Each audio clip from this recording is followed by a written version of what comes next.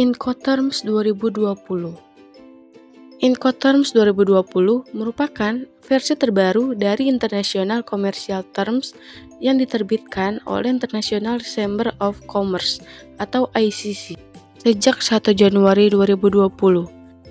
Aturan ini menjelaskan pembagian tanggung jawab, biaya, risiko antara penjual dan pembeli dalam perdagangan internasional. Terdiri dari 11 klausul yang disesuaikan dengan moda transportasi.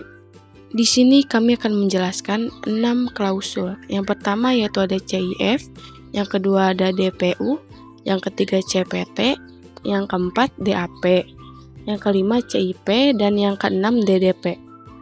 Yang pertama yaitu CIF. CIF adalah salah satu Incoterms 2020 yang digunakan untuk pengiriman melalui laut atau perairan daratan, di mana penjual menanggung biaya pengiriman, asuransi, dan bea cukai hingga pelabuhan tujuan. CIF menetapkan penjual bertanggung jawab atas biaya, asuransi, dan angkutan angkut, hingga barang yang dimuat di kapal pelabuhan keberangkatan, meskipun risiko beralih ke pembeli saat itu. Asuransi minimal mencakup risiko kerusakan selama transportasi laut. Hanya berlaku untuk pengiriman laut, bukan udara atau darat. Selanjutnya yaitu kewajiban penjual atau seller. Penjual mengemas barang sesuai standar ekspor, menyediakan dokumen seperti faktur komersial, mengurus izin ekspor dan bea cukai, serta membayar asuransi kargo dengan cakupan maksimum. Mereka juga menanggung biaya transportasi hingga pelabuhan tujuan. Dan kewajiban pembeli atau buyer. Pembeli membayar harga total termasuk biaya, asuransi, dan pengangkutan kapal. Menanggung risiko setelah barang dimuat di pelabuhan, serta biaya tambahan seperti bongkar muat, bea cukai impor, dan pajak pelabuhan tujuan. Mereka menerima dokumen asuransi untuk klaim jika rusak. Yang kedua, Delivered at Place Unload atau DPU adalah ketentuan dalam Incoterms yang berarti penjual harus mengirimkan barang hingga sampai di tempat tujuan yang disepakati dan menanggung proses bongkar muat barang dari moda transportasi. Setelah barang dibongkar, tanggung jawab, risiko, serta biaya lain seperti bea masuk dan pajak menjadi tanggung jawab pembeli. DPU sangat mengutamakan pembeli karena penjual menanggung proses pengiriman dan bongkar muat hingga tiba di lokasi tujuan. Sedangkan Carriage Paid to atau CPT berarti penjual bertanggung jawab membayar biaya pengiriman barang sampai ke tempat tujuan yang disepakati. Akan tetapi, risiko barang berpindah dari penjual ke pembeli sejak barang diserahkan ke pengangkut pertama. Penjual juga wajib membeli asuransi minimal untuk barang selama pengiriman. Namun, biaya bongkar muat dan proses lain di tempat tujuan menjadi tanggung jawab pembeli. CPT lebih ringan bagi penjual karena tidak membongkar-bongkar muat dan risiko berpindah di awal.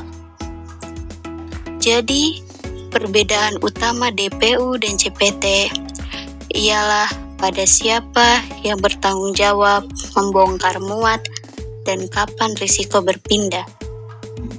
DPU membongkar-bongkar muat dan risiko berpindah setelah barang dibongkar. Sedangkan CPT hanya membayar angkut dan risiko dipindahkan saat barang diserahkan ke pengangkut. yang keempat, DAP atau Delivery at Place adalah salah satu istilah dalam Incoterms 2020 yang sering digunakan dalam perdagangan internasional. DAP atau Delivery at Place adalah salah satu istilah dalam Incoterms 2020 yang sering digunakan dalam perdagangan internasional.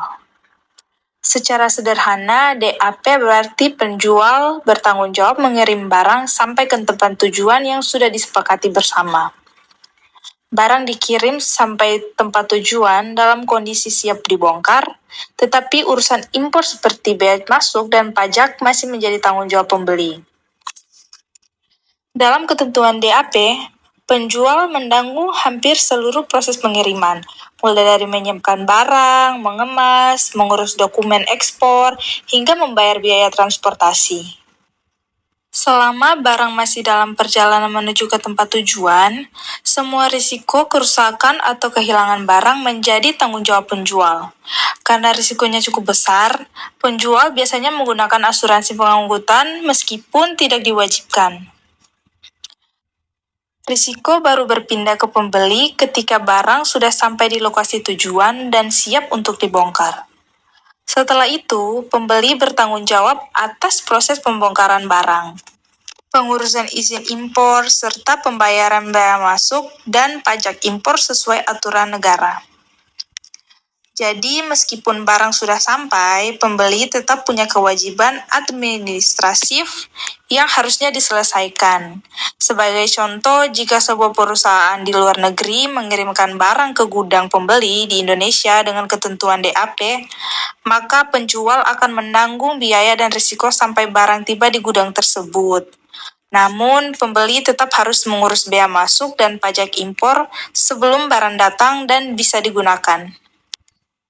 Kesimpulannya, DAP cukup menguntungkan bagi pembeli, karena proses pengiriman menjadi lebih praktis, namun bagi penjual, DAP menuntut perencanaan logistik yang matang karena biaya dan risikonya cukup besar. Oleh karena itu, DAP biasanya dipilih jika penjual sudah berpengalaman dalam pengiriman internasional dan pembeli ingin proses yang lebih sederhana. Yang kelima, Clean in Place atau CIP yaitu sebuah metode pembersihan otomatis untuk mesin atau peralatan produksi tanpa harus mengungkap alat tersebut. Cairan pembersih dialirkan langsung ke bagian dalam mesin untuk menjaga kebersihan dan higienitas secara efisien. CIP sangat penting dalam industri makanan, minuman, dan farmasi karena proses ini memastikan kebersihan peralatan tetap terjaga tanpa harus mengganggu jalannya produksi.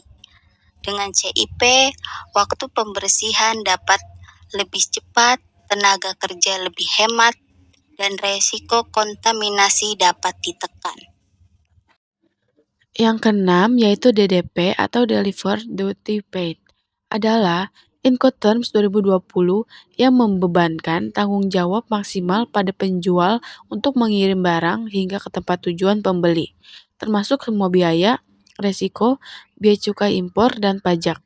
DDP berarti penjual menanggung biaya pengiriman, asuransi, ekspor impor, pajak, hingga barang tiba di lokasi pembeli tanpa pembongkaran. Berlaku untuk semua moda transportasi, sering disebut all-inclusive atau door-to-door. Resiko baru beralih ke pembeli saat barang siap dibongkar di tujuan. Kewajiban penjual yaitu mengurus pengemasan, transportasi utama, biaya cukai ekspor impor, asuransi, pajak impor, dan pengiriman akhir ke gudang pembeli. Mereka menyediakan semua dokumen kepabeanan impor di negara tujuan. Dan kewajiban pembeli yaitu pembeli hanya membayar harga barang, menerima barang di lokasi tujuan, dan menanggung resiko setelah barang tiba serta biaya bongkar muat. Mereka tidak perlu mengurus logistik atau pajak impor. Jadi kesimpulannya, Incoterms 2020 membantu menghindari kesalahpahaman dan perselisihan dalam perdagangan internasional dengan memperjelas tugas dan kewajiban masing-masing pihak. Incoterms juga menyesuaikan dengan praktik perdagangan modern, misalnya dengan menambah istilah DPU sebagai pengganti DAT yang memperluas tempat tujuan pengiriman tidak hanya di terminal. Singkatnya, Incoterms 2020 merupakan panduan standar internasional yang sangat penting bagi pelaku bisnis untuk memastikan pengiriman barang berjalan lancar dan risiko dikelola dengan jelas.